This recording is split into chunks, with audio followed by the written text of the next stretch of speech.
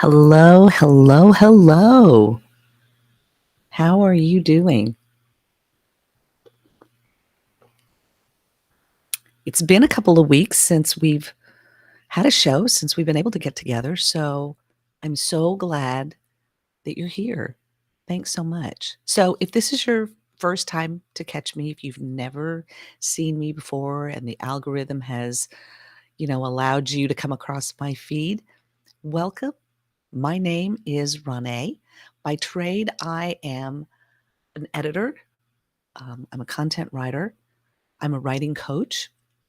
I help people who are wanting to create, edit, curate their content and publish it in some form, whether it's for a project they're working on or a website they're trying to build, or perhaps a, a story that they've written that they would like to possibly either self-publish or see it through to getting published with a publishing house or picked up by a literary agent. So that's what I do. But what I really love doing is getting together on Saturday mornings with you, hanging out, catching up, talking about things, right? Sharing some coffee. Mm. So if you are here, please pop in. I love saying hello to the folks who are watching live. If you're watching, this is being streamed in different locations. So if I don't pick up your comments, I promise to get back to you and respond. Certain aspects of the software that I use let comments generate in the box here. So I'm going to say good morning to the people who I see that are on here. Hello, my dear. Good morning, my bear. Always good to see you here cheering on mom. Hello, Kelly. How are you doing? Good to see you here. Thanks so much. If you're watching live, thanks for joining me. I hope you'll pull up a chair and grab some coffee, or maybe you've made a smoothie or juice or something and take a break. Take a break. If you're on Eastern time, you are an hour ahead. So your morning is already taken off running. Central time here, it is a little after 9 o'clock. On the West Coast, it's 7 a.m. And all the way back in my island home of Hawaii, nay, they're not awake yet, unless they're really early risers, because it's a little after 4 in the morning in Hawaii. Mm. And so today's featured mug, oh my gosh. So yes, I have added to my coffee cup collection. You guys know that I have a pretty big one. I added about 5 cups. Just couldn't help myself. Anyway, but here is one. I love, love, love this one because it has the Hawaii license plate on it with plumerias behind it in the background. It says, I love all Hawaii, which is the Aloha state. We just got back from 2 weeks of vacation on the islands. We went to Oahu. We went to the Big Island. I love the Big Island. I love the Big Island. I love the living nature of the island there. I love that it's a lot more remote. Um, Not so much traffic, not so many people, but you got to really drive. You want to do things on the big island, you got to drive because all the little towns are centered around the volcanoes. You can't just build in Hawaii like you do on another island or especially here on the mainland. You can't just, oh, I'm going to buy this land, I'm going to build on it. No, you might be sitting on a lava tube. You just don't know. And where we stayed, we were very close. We were the next subdivision over from the one that was hit in 2018 when Kilauea erupted. So we got to go over and see that. I have stories, guys. I have stories. I'm probably going to be sharing stories the rest of this month and into story time September because I have so many stories to share from our visit to the islands. So anyway, we are back. Thank you, Kelly. Yes, thank you. Um, Always an adjustment to come back from a long vacation. Have you been able to go on summer vacation yet? Have you been able to go anywhere? I know Kelly went over to London and was over in Europe for a while. Some folks, maybe you just traveled here in the mainland. Maybe you visited family in another state. Um, or maybe you didn't get to take a summer vacation. Maybe your summer vacation was a staycation where you got to block off some time, just take some time off from the busyness of things that are going on in our world, right? Speaking of what's going on in our world, oh my gosh. You guys, so for 2 weeks we were gone. We were able to kinda barricade ourselves from the crazy. Um, Stories are going on around us all the time, right? There are things going on all the time. We read about the stories, right? If you follow social media, you're inundated with it. If you watch the news comes up with stories. There are things going on around us all the time. And our story sort of blends in with that bigger story. So, stories in the news while I was on vacation. So, of course, it was really, really sad to lose Olivia Newton-John. Um, she has been battling cancer for 30 years in some form or fashion. I want to sip and salute her this morning to the valiant fight that she led, the beautiful way she lived her life, and how she's remembered. When people pass, leave our earth, we are left with the memories and the legacy that they left behind. And especially in the entertainment industry, we have recorded, versions of stories that they told, that they participated in. And their performances were so iconic. When we think of the movie Grease and you think of Sandy D, I mean, Olivia Newton John embodied everything about that character and it became a part of who she was. That's why we love her. That's why we remember her. I was so excited to see people pulling up the songs and talking about their memories that they had from growing up with that movie. Um, and that's the way we remember them. So, to Olivia Newton-John, breast cancer patient, warrior, that one kind of hits close to home for me because those of us in the breast cancer communities around the world, um, she was a valiant warrior. She fought hard. She fought long. She fought beautifully. And it's never easy when we lose someone, especially to that disease. So she was such an icon, truly an icon. She was even an icon about her video that came out in the 80s about let's get physical, physical, right? I mean, people joked about that, but you know what? I look at things like that and I say, what am I going to be leaving behind? Is anybody going to remember that I was here? And what am I leaving behind? What's my impact on the world? I do know that I am amassing a YouTube channel with lots of videos of me having coffee and rambling on about stories, doing my part. So, yeah, so we were on vacation in Hawaii. And if you listen, I brought a little bit of Hawaii to the show, wanted to show you what it was like. I'm going to put this, let's see, can I do it? No, that video needs to be bigger. I wish there was a way. I think there is a way I can hide me. Ah, there we go. All right. Now, this is um this is where we were on the Big Island. This was a walk down from the house that we were staying in. We walked, oh gosh, maybe a block or two. We actually got in the car and drove down to it at first because we didn't know where exactly it was, but it was within walking distance of our house. And this is, climbing down along the little wall, and there's little paths that people have already made, and you go right down to the beach. And the beach on the Big Island is different because of the lava. There are more beaches like this, but check this out. Ah,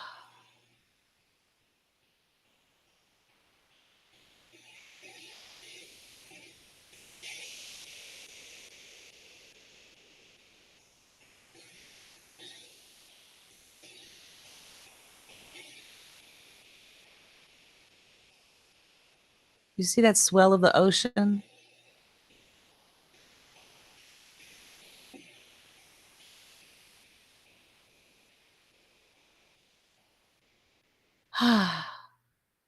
Yeah, there it is. That's what we were in for a couple of weeks. We were actually 4 days in Oahu and then,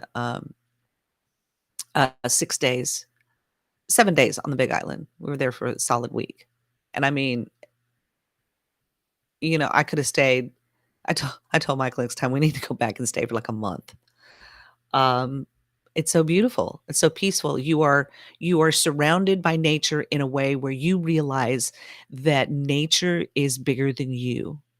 When you see a living volcano that is still active, that is still doing things, that you can still go at night and see the red lava flows, knowing that that island is still moving and breathing and growing, um, and seeing the ocean so powerful that going on this beach is different from, say, going on the beach in Waikiki on Oahu or on the Kailua side, which is like swimming in a pool, but it's the ocean and it's clear and it's beautiful.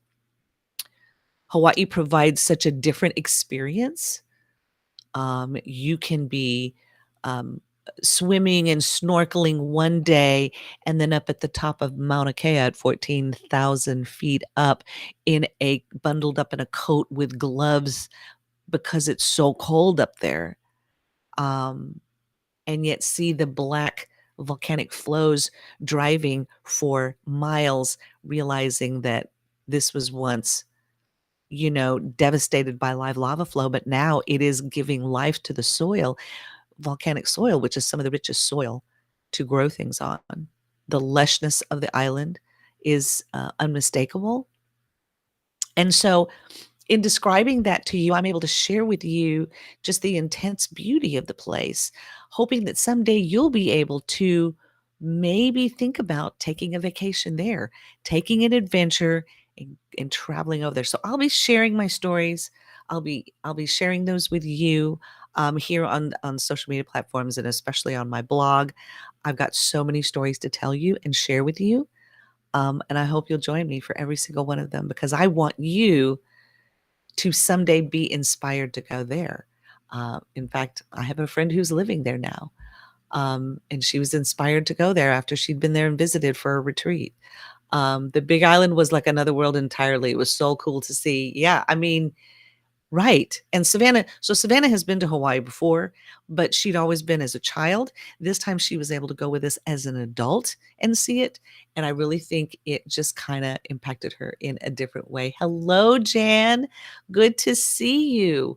Um, Good to see you. Oh, you're going to see Lyle Lovett. A friend of mine is singing with Lyle Lovett. His name is Jason Eskridge, and I'm so proud of him for getting that gig. So hopefully I'll be able to get to see him if Lyle Lovett comes to Dallas. So good to see you, Jan.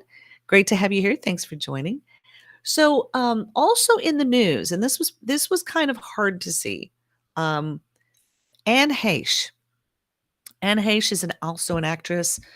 She was involved in a very serious car accident where she drove her car into a house. They're still trying to investigate to find out what happened. She did have substances in her blood, but she was declared brain dead on Thursday, suffering from her injuries. She, you know, you never want to wish that on anyone. And we still don't know the details of what happened. But Anna Heche, some of us, we know her from her stint in a relationship with Ellen DeGeneres. But so this, okay. So this just the fact is, I'm looking this up. She was taken off of life support and she passed away. So we did lose Anne Heche. She was an American actress, came to recognition portraying twins on the soap opera Another World, winning her Daytime Emmy Award and 2 Soap Opera Digest Awards. She was also in the films Donnie Brasco, Volcano, I Know What You Did Last Summer, 6 Days, 7 Nights, and the drama thriller Return to Paradise. These were all films she did in the 90s. She was 53 years old. Um, she had 2 children. She has 2 children. Um, it was devastating. This was, devastating. So she was involved in the wreck on August the 5th. Today is the 13th. She has passed away. She passed away yesterday. The woman who lived in the house, I mean, lost everything because of the fire that consumed. So this had a ripple effect affecting other people as well, Anne's family, the woman whose house was, destroyed. Um, it'll probably take a couple of weeks. Um, it says that when she was removed from the crash scene, she was on a stretcher. She was filmed sitting up on the stretcher and struggling with paramedics as she was being wheeled into the ambulance, but she lost consciousness soon after that, went into a coma. Um, it's tough. It's tough. She's only 53. Those are tough things to hear, tough stories to have to think about. Then, on top of everything else, right? We've got all the crap going on with the Department of Justice and the FBI. And oh, and by the way, and with all, and I usually don't talk about politics. I hate talking about politics. I hate the divisive ways that politics are being used now um, to fracture our country, to put splits and tear relationships apart. I don't like that. But I will tell you that there's one thing that I cannot handle when I have to watch these shows or I try to catch up and I'm trying to follow what's going on because we all want to know what's going on, right? We want to try to at least, and so knowing, knowing what they found, I mean, if this was anybody else, folks, if this was anybody else, just, this would not be played out the way it is. It's just, this is a test to see if the rule of law holds. But I want to point out one thing. The most important thing when you are having to watch the news or having to follow anything about this, all right? It's pronounced nuclear, not nuclear. Let me say it again. It's pronounced nuclear, not nuclear. Last night, we were watching the news. I heard Michael downstairs. He had taken the dishes down, and I was upstairs. We had been watching Woodstock 99, which it's called Trainwreck. I'm sorry, it's called Trainwreck Woodstock 99. Worse than the Fire Festival, let me just say. But we were watching that. And so then the TV had switched back to the channel that we were on. My husband was, Michael was taking the dishes downstairs.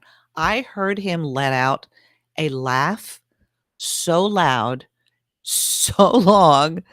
I was like, what in the world is so funny? I mean, he was doing his hard laugh. And Ali Velshi, God bless him, on MSNBC, just they'd run a clip of a guy talking about, and he came on and said, it's not nuclear documents, it's nuclear documents. He fell out. He came upstairs and told me, backed it up. I watched it. I fell out. Anyway, just so you know, in case now when you're watching the news and you're getting despondent over what's going on, they're talking about it. It's nuclear, not nuclear. See how many times people will say it correctly.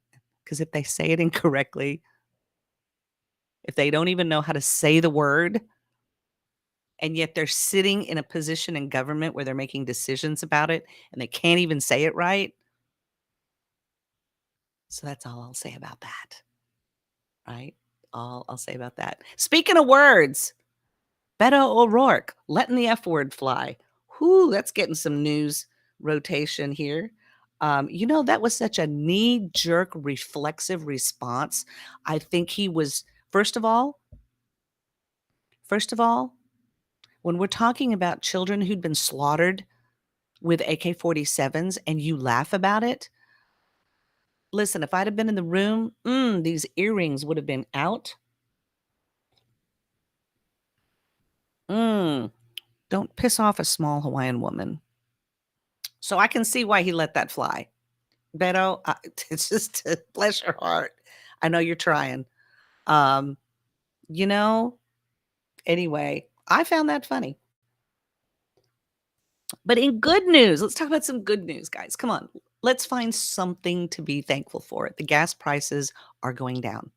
I know we have inflation. Listen, I think a lot of this has to do in response to fallout from the pandemic, you know? Uh, and I know this because I remember when the AIDS epidemic came through and how long that took and all the divisiveness and all the crap that went on from that and how many years. Now we're how many years out from AIDS and they got pills for it, right? So I sit back and I watch this and I realize that a lot of what we're going through can be traced back to the ripple effect of what happened to us. There's gonna be some of those waves. If you learn to ride them beautifully like they do in Hawaii,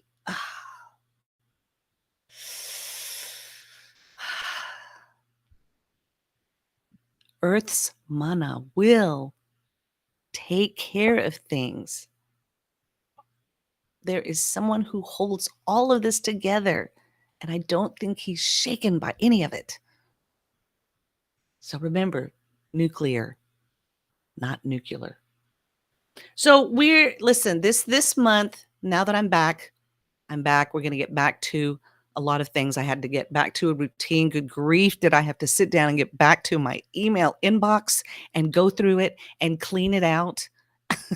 I didn't want to put on an autoresponder because that would have made even more emails because then you know how you get the response emails from the autoresponder. Just figured I cleared it all out down to 0. I got 2 tabs in my Gmail completely down to 0. I knew those were gonna load up when I got back. I just sat here and sort of just, select all and delete. Um, got that, got my work projects back in order. Been working on a book right now. I'm in the middle of the second half of the book, chapter edits. I did some of it in Hawaii, but I was in Hawaii and I was on vacation and I didn't want to have to work while I was on vacation. So, but I had time on the plane, did some work there. So now I'm back. I've got my schedule down, had to get my future shows organized and scheduled. I've got a conference. I've got some writing conferences and things coming up in the next few months, a lot of activity going on. So I'm back to getting my schedule and my routine in place. Before you know it, we're going to have to fall backward time-wise, right? But we're not there yet. But a lot of us, families, especially if you've got kiddos, or maybe we're going back to school, right? It's still summer. It's still summer till September 21st. But we're back to school. Kids are back to school. Kids are going back to school. Teachers are going back to school. Parents are getting ready to have to, get into car line, do all of that. Some schools who are on the year-round schedule have already started back. Some of them started back the last week or two in July. So we need to be aware of things like kids in the walkways, right? Traffic's going to be a little dicier early in the morning and right around mid-afternoon because schools are going to be around. School crosswalk areas are going to be full. Cars are going to be everywhere with parents picking up kids.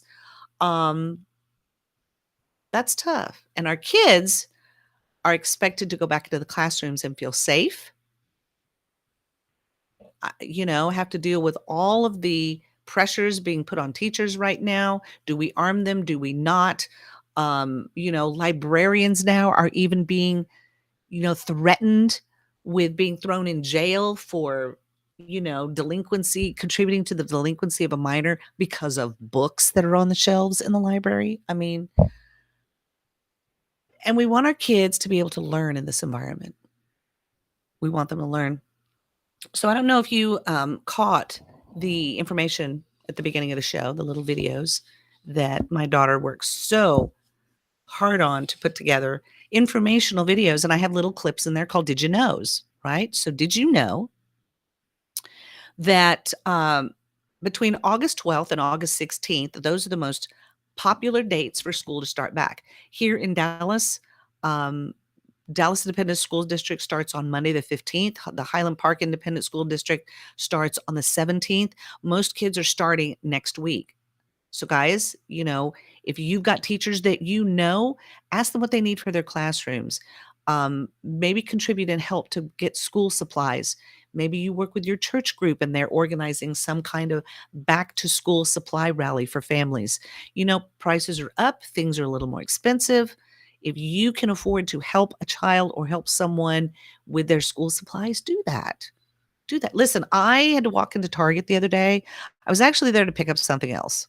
I was there picking up a rice cooker, honestly. And it was so hard for me not to gravitate to the school supply aisles. I loved going to the schools. Listen, I taught for 12 years, high school. I used to buy supplies and give them to my students. Um, right? They're going to need things for school. So maybe contribute to that, maybe help because our kids really need that. Did you know that the top 10 states with the best public schools are Massachusetts, Connecticut, New Jersey, Virginia, Vermont, New Hampshire, Minnesota, Wisconsin, Delaware, and Maryland? Hmm. Hmm. All mostly northern states. Now, the 10 states with the lowest performing public schools are Oregon, South Carolina, Mississippi, West Virginia, Oklahoma, not surprised, Alaska, Alabama, not surprised there either, Arizona, I was really surprised about that, Louisiana, and New Mexico, right? So those are the top 10 best and the top 10 worst out of 50 states. I was glad that Hawaii and Texas were not listed. Tennessee was not either, although Tennessee ranks pretty low. The top 10 states right now for 2022 with severe teacher shortages, right? Given everything that has happened,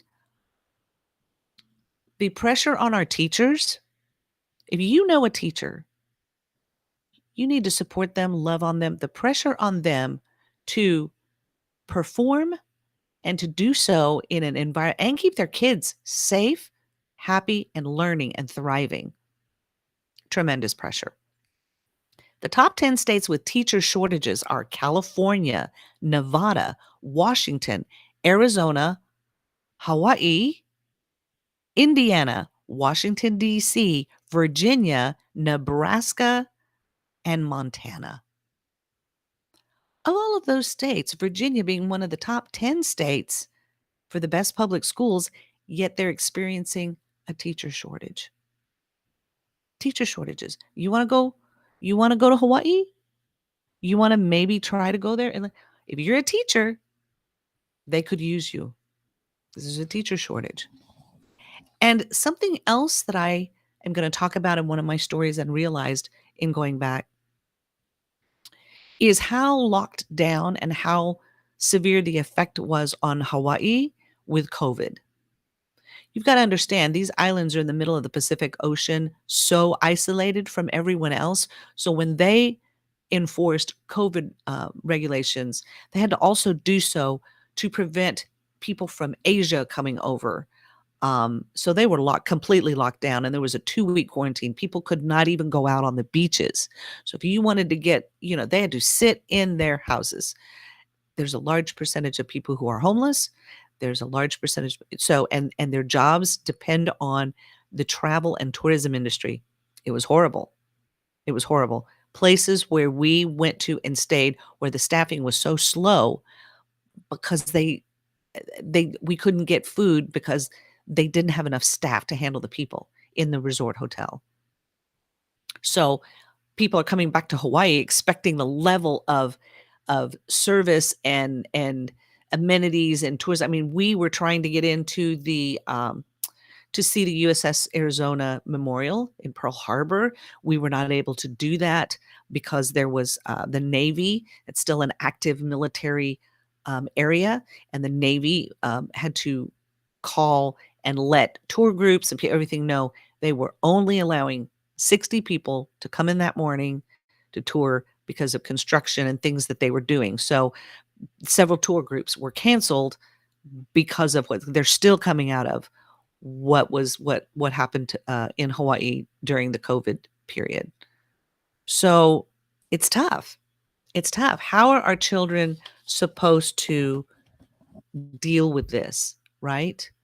We put expectations on them that we just take them to school. They're supposed to learn. And yet we're starting to see signs of the effect of what COVID did in the proficiency and in the testing and seeing where these kids are. So here's some interesting stats. Nationwide, on average, 79% of US adults are literate in 2022. 79%. That means 21% of all adults in the United States are illiterate. 21%. Pull up your calculator, do the math. Take the population of the United States and do the formula to figure out 21% of that. And that's how many people are illiterate in the United States. 54% of all adults have a literacy below sixth grade level. Low levels of literacy cost the US up to $2.2 trillion a year. Massachusetts was the state with the highest rate of child literacy, and it's one of the top 10 states in the United States, yeah, in Massachusetts, for best public schools. New Mexico was the state with the lowest child literacy rate, and of course, New Mexico is listed as one of the top worst public schools systems. The state with the highest percentage of adults who were considered literate was New Hampshire. The state with the lowest adult literacy rate was California. That was surprising to me. On average, in 2013, now this stat was 2013 because this one test that they do, they only do it every 10 years, so they're probably going to do it again in 2023. But in 2013, on average nationwide, 66% of fourth grade children in the US could not read proficiently. That's a staggering number. That's a staggering number. Reading comprehension. How do we read? I'm always talking about reading books and new books that are coming out. And I have a book club that you can join if you would like to get in a group where we can read together. Reading is so important. Kids do it all the time. They're reading, but they're reading on this. And the purpose of their reading is different. There are different ways that we read. There are different things that we read. There's different bits of information we're taking in. And the comprehension level needs to be proficient and higher if we're going to retain that information and, more importantly, use that information in our life, right? So things that are important. So how can we get better at reading? There's some simple things that you can do with your kids. So if you've got kids, grandkids, or if you want to help a student, or if you're an adult and you want to do this, here are some things that you can do to help build your reading comprehension. So one of them, believe it or not, is to read out loud. When you read things out loud, you are engaging other senses that are also taking in information. When you are reading out loud, you are looking at the words with your eyes. You are hearing the words. You are speaking the words. And so your brain engages differently when you read. So we're reading for a book club, by the way. We're reading The Last Thing He Told Me. It's been on the New York Times bestseller list now for like 59 weeks, and it's still there. So we're reading this book right now. So here's the opening to the prologue. Owen used to like to tease me about how I lose everything, about how, in my own way, I have raised losing things to an art form. Sunglasses, keys, mittens, baseball hats, stamps, cameras, cell phones, Coke bottles, pens, shoelaces, socks, light bulbs, ice trays. He isn't exactly wrong. I did used to have a tendency to misplace things, to get distracted, to forget. when you are reading out loud, when you read out loud to your children, when you read out loud as you are reading, it helps you retain the information. So if I were to ask you, what did I just read to you? Right? What's the name of the person? List some of the things that she has lost. Um, this person has raised losing things to an art form. Have you ever misplaced stuff? Have you ever been one where you're always forgetting your keys or you're always forgetting something, right? So you can relate to that. Reading out loud helps you remember what you read and actually assimilate it.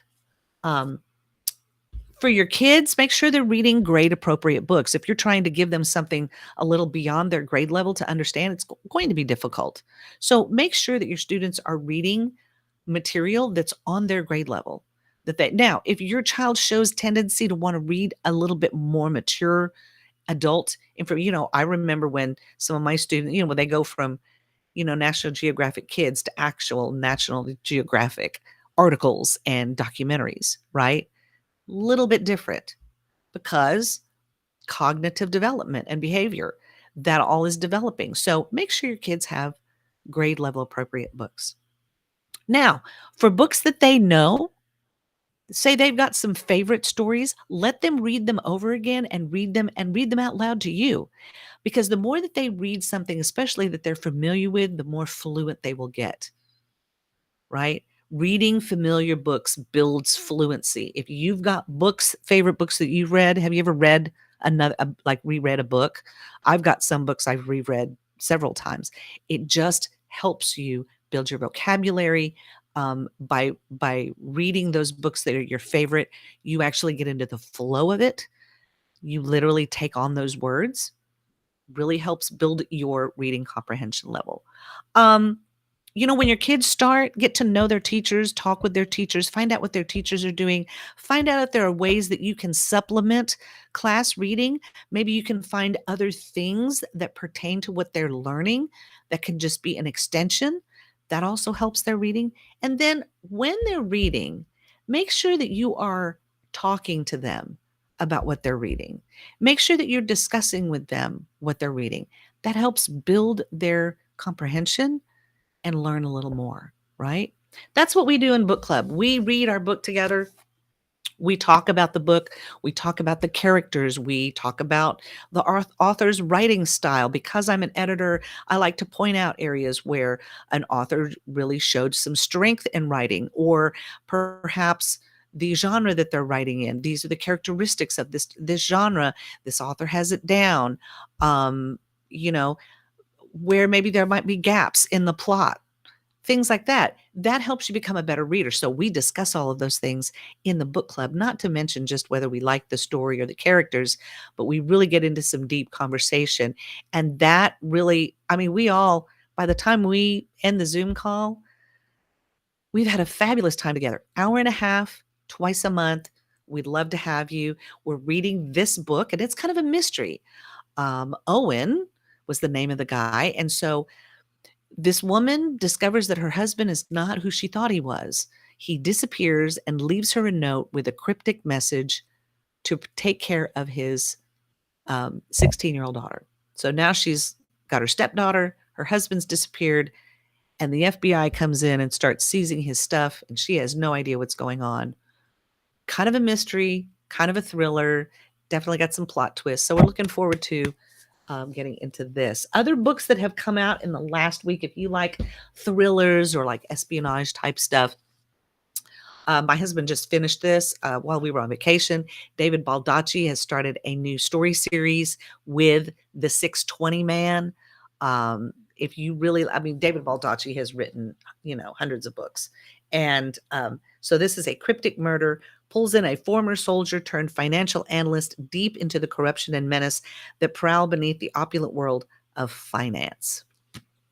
So if you work in the financial world, this might be something that you could relate to as far as the setting. And David Baldacci does a wonderful job of writing these kinds of stories. Another series we got to see, I'm so excited, Daniel Silva is another author that my husband really enjoys, and he came through Dallas right before we left for Hawaii. So I was able to get tickets and we got to see him. We got autographed copies of his book. I'm so excited. Where is it? I want to show you. Here it is. I love when authors, that is his signature. This is a new book. Legendary spy and art restorer Gabriel Allon has at long last severed ties with Israeli intelligence and settled quietly in Venice, the only place where he has ever truly known peace. This is a book series, story series. Gabriel Allon is the character. He is an art restorer, but he is occasionally pulled in by the intelligence um, agencies to solve crimes. And all he wants to do is be an art restorer and work on art. So if you love that kind of intrigue, Daniel Silva's new book, Portrait of an Unknown Woman, came out. These are two really great books by some great authors that I think you would enjoy. But more importantly, like I said, if you want to get into it, you're welcome to join our book club. We'd love to have you. We meet on Tuesday nights. And again, reading is a way to grow your writing proficiency, grow your fluency. And so I'm going to be talking about that a lot in the next couple of weeks. Next week, we're going to be talking about getting back to the basics of writing. And then the week after that, I'm going to get down to the basics of storytelling, how you craft and put together a story that you may want to consider publishing. September is going to be Storytime September, where I'm going to be talking about elements of a story, how to write a story, and if you would like to work with me on building your story. Could be in resume form, could be in a blog post, could be in an article that you would like to write. Maybe you've thought about starting a blog. Maybe you've thought about writing a book. Maybe you've got some tidbits of a book ready that you would like to piece together and see what you can do with it. Okay. More importantly, know that your story is important. Know that the story you are living is a piece of God's tapestry that He is creating beautifully, of a legacy of the human beings that He created. You are one of them, and you have an incredible story to tell. I hope you'll let me help you tell it and share it, just like I do here with my coffee mugs every Saturday morning. Thanks, guys, for being here. I so, so much appreciate you taking the time to listen, whether you stop by here live or you watch me via replay. Really, really appreciate you. More importantly, I hope you get out there and have a fantastic weekend. Share your awesomeness today with someone. You never know the impact you can have on somebody else's life. You've blessed me by just taking a few minutes to share with me. I hope I've done the same for you, and I hope you'll be back here next Saturday where we talk about getting back to the basics of writing. But to all the kiddos, to all the folks, to all the college students, to all the people who are going back to school and we're getting back into our routines and getting back to the grind, know that I love you. I'm sending you lots of aloha. Can't wait to get back together with you again. Let's do this next weekend, okay? Take care. I'll see you